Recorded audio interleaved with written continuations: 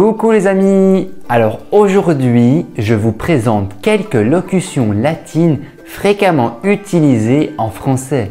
Utiliser des locutions latines, ça permet d'éviter les répétitions et d'améliorer votre français, car ça fait plus classe.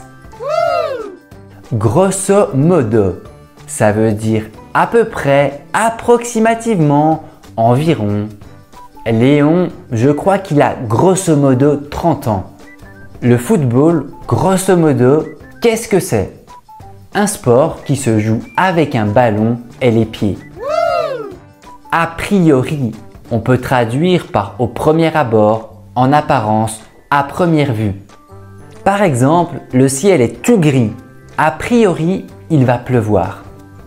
Je rencontre un Chinois, il me dit quelques phrases parfaites en français. Je peux lui dire « A priori, tu parles très bien français ». Donc c'est quand on juge quelque chose grâce à notre première impression. In extremis, qui signifie de justesse au dernier moment.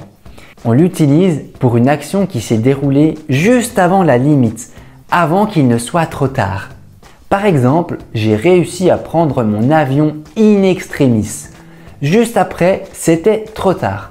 La tasse tombe, je la rattrape in extremis, juste avant qu'elle touche le sol et qu'elle se casse. J'ai terminé mon examen de français in extremis. A contrario signifie au contraire, à l'inverse. Quand le feu est vert, j'avance. A contrario, quand il est rouge, je m'arrête. J'adore les fruits. A contrario, je déteste les légumes.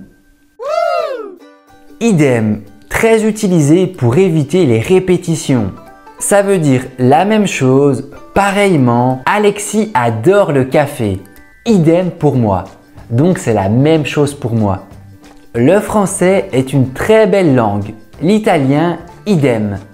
Un autre exemple, je suis dans un bar avec un ami, il demande une bière au serveur, je peux dire idem. Ça veut dire moi aussi je veux une bière. La même chose, pareillement. Etc. Bien prononcé etc. C'est quand on fait une énumération et qu'on ne veut pas tout dire. Ça veut donc dire et ainsi de suite. J'aime le cinéma, le sport, etc. À l'écrit, l'abréviation c'est ETC ou les 3 points. Pierre est beau, gentil, intelligent, etc. C'est l'homme parfait. Mea culpa, littéralement ma faute. Ça veut dire c'est ma faute, je reconnais que j'ai fait une erreur. Par exemple, vous dites à quelqu'un pour obtenir le TCF niveau B2, il faut 200 points. Et cette personne vous répond, il faut au minimum 400 points. Vous pouvez dire mea culpa, tu as raison. Par extension, on dit aussi faire son mea culpa, reconnaître son erreur.